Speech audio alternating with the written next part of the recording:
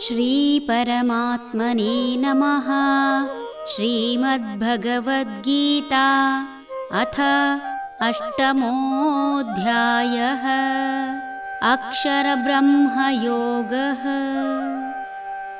सहस्रयुगपर्यन्तम् अहर्यद्ब्रह्मणो विदुः रात्रिं युगसहस्रान्तां ते ಹೋರಾತ್ರವಿದೋ ಜನಾಃ.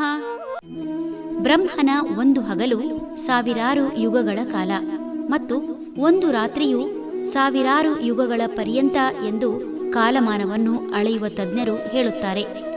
ಬ್ರಹ್ಮನ ಒಂದು ಹಗಲು ಒಂದು ಕಲ್ಪದ ಅವಧಿಯನ್ನು ಹೊಂದಿರುತ್ತದೆ ಮತ್ತು ರಾತ್ರಿಯೂ ಸಹ ಅಷ್ಟೇ ಅವಧಿಯನ್ನು ಹೊಂದಿರುತ್ತದೆ. ಒಂದು ಕಲ್ಪವು 14 ಮನ್ವಂತರಗಳಿಗೆ ಸಮ. ಒಂದು ಮನ್ವಂತರವು 71 ಮಹಾಯುಗಗಳನ್ನು ಒಳಗೊಂಡಿದೆ.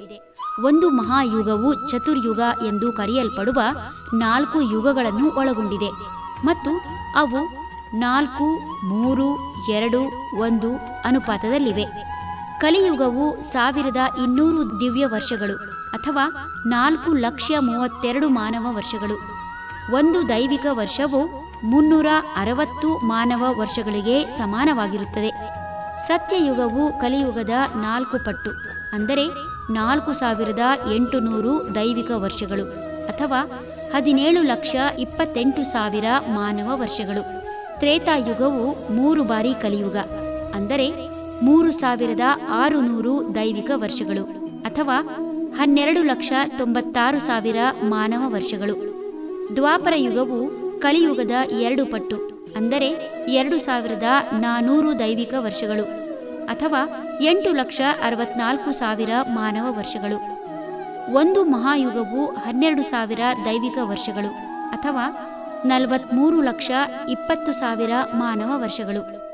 ಮನ್ವಂತರವು 8,52,000 ದಿವ್ಯ ವರ್ಷಗಳು ಅಥವಾ 30,67,20,000 ಮಾನವ ವರ್ಷಗಳು. ಮೊದಲ ಮನ್ವಂತರದ ಮೊದಲು ಮತ್ತು ಕೊನೆಯ ಮನ್ವಂತರದ ನಂತರ ಮತ್ತು ಪ್ರತಿ ಮನ್ವಂತರದ ನಡುವೆ ಸಂಧಿಕಾಲಗಳಿವೆ. ಒಂದು ಸಂಕ್ರಮಣ ಅವಧಿಯು ಒಂದು ಸತ್ಯಯುಗಕ್ಕೆ ಸಮಾನವಾಗಿರುತ್ತದೆ ಅಂದರೆ 4,800 ದೈವಿಕ ವರ್ಷಗಳು. ಇದರಲ್ಲಿ ಭೂಮಿಯು ಶುದ್ಧೀಕರಣ ಉದ್ದೇಶಕ್ಕಾಗಿ ಗರ್ಭೋದಕ ಸಾಗರದಲ್ಲಿ ಮುಳುಗುತ್ತದೆ.